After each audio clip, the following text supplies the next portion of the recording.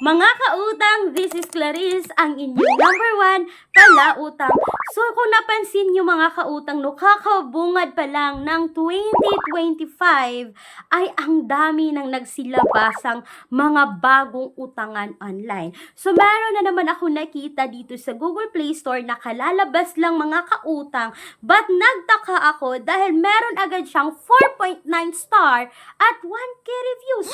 Kaya sinuri ko talagang mabuti ang utangan na ito mga kautang to see bakit ang taas ng ratings at ang dami na nagbigay ng reviews. At mga kautang, hindi lang yan. I-share ko ngayon sa inyo for today's video kung magkano ang interest rate ng loan application na ito dahil sabi dito sa kanilang platform 1,500 to 50,000 yung offer ng utangan na ito. But alam naman natin mga kautang na kapag tayo ay first time loaner, magsisimula muna tayo sa small amount. At nababasa ko pa dito mga kautang no na up to 120 days repayment na merong 18.3% annual interest rate. At makikita mo talaga dito mga kautang na every 14 days yung pagbabayad sa nasabing application. Kaya ngayon mga kautang, no, hindi na natin masyadong papahabain pa.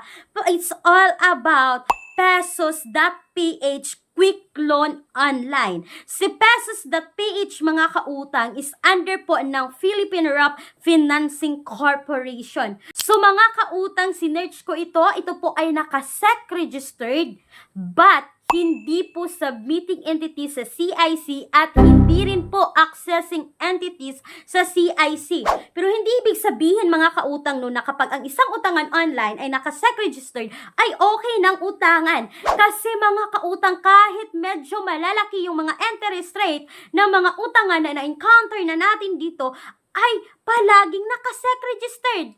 Diba? So mga kautang, hindi batayan na kapag ito ay SEC registered ay okay ng utangan. So eto na nga mga kautang no, bago ko i-share itong details ng loan application na to, gusto ko lang sabihin mga kautang na kung kayo ay employed or self-employed at naghahanap pa rin kayo ng pangmalakihan like bank personal loan mga kautang no, meron kayo lahat ng mga requirements na kakailanganin, you can email me right away, clariza@gmail.com. Pero kung nanghahanap naman kayo ng pangmadalian, like pagkatapos mong mag-apply, malalaman mo na agad kung kayo ay approve or decline dito at hindi na kailangan mag-install at mag-download mga kautang at may mga offer na 0% interest na maaasahan no, noong mga nakaraang taon at still nagpapautang ngayon 2025, please visit my description box or sa pen comment section ng video na ito dahil may mga alternatives na utangan online na subok na ng nakararami dyan. So, eto na nga mga kautang. Since na-curious po ako sa ratings at review ng pesos.ph quick loan, ay nagbabasa ako dito. So, ngayon sa video na to is hindi ako mag-share ng tutorial on how to apply this loan application, but dadiretso tayo sa mga nagbigay ng review mga kautang. So, merong recent na review dito mga kautang. Ito ay given noong January 11, 2025 na ang sabi dito, approve nga pero grabe naman ang kaltas. So 1,500, 930 na lang ang makukuha tapos babayaran 7 days lang. Baka naman pwede nyo babaan ang kaltas nyo, maghihirap sa inyo ang mga borrower nyo. So mga kautang, pagkabasa ko agad nito, 1,500, tapos 930 in just 7 days mga kautang. So ibig sabihin, nasa 570 rin po ang tubo sa loan application na to. So, 570 mga kautang, isa-isip na natin kung makatarungan pa ba ang interest na ito sa loob lamang ng 7 araw.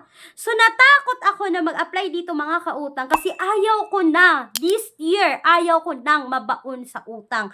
Kaya na sinusuri ko muna bago ako mismo ay nag-uutang. Kasi alam naman natin mga kautang na pare-pareho lang naman yung procedure, pare-pareho lang naman yung mga valid ID na ginagamit natin sa pag-apply sa kahit anumang utangan online. Ang pinaka-importante na dapat nating malaman bago tayo umutang sa anumang utangan online is yung interest muna. Kaya nga mag-do a research tayo mga kautang, no? Kaya nga magbabasa tayo ng mga reviews. Kaya nga nagkalkal tayo para alam natin yung interest rate. Kaya ito pa mga kautang, nung sabi ng isa pang commenter, noong January 10, 2025, this year lang yan mga kautang, no? This month lang yan mga kautang, sabi niya, scammer! Do not ever try installing this app. They are just collecting your information. They will ask you to rate 5-star at the start of the application to speed up the approval, but after they will get your 5-star rating and collect all your details. They will rejected your application waiting for the result 3 to 4 hours. So mga kautang, kung tatagalugin ko ang sabi dito, no, pagkatapos mo mag-apply or mag-fill in dito, is kailangan mo raw maglagay ng 5-star para sa fast approval or para mas mataas yung chance of approval. Pero kapag ginawa mo naman mga kautang, sabi niya dito, ginawa niya ng 5-star siya, pero pagkatapos niya nagbigay ng 5-star dito, ay automatic na na-reject siya mga kautang. Pero kailangan pa niyang mag-antay ng 3 to 4 hours. No? Para malaman ninyo kung kayo po ay approve or decline dito. Nakakaloka mga kautang. So ito si Pesos.ph ay hindi reliable na utangan at para sa akin, no, hindi recommended. Sabi pa dito mga kautang, no, easy to apply. So ang dali lang daw mag-apply dito but rejected. So, paano naman yung napakasimple na mag-apply tapos rejected din sa huli? Nagsasayang tayo ng oras mga kautang. At ito pa, may nagbigay ng 3-star. Sabi niya, no review for now. Rate lang muna since I'm first time using this. So, nagbibigay na siya ng 3-star mga kautang, no? At eto na nga, para makita nyo yung mga ganitong reviews ng mga legit na nagbibigay ng ganitong review ng mga utangan online, i-filter nyo mga kautang. I-filter nyo yung ratings into 1-star, into 2-star, 3-star, 4-star, 5-star. Kasi pag 5-star lang lahat na binigay nyo mga kautang, karamihan sa nagbibigay ng mga comment dyan is binabayaran para mag-comment ng positive para mapaganda ang ratings ng loan app.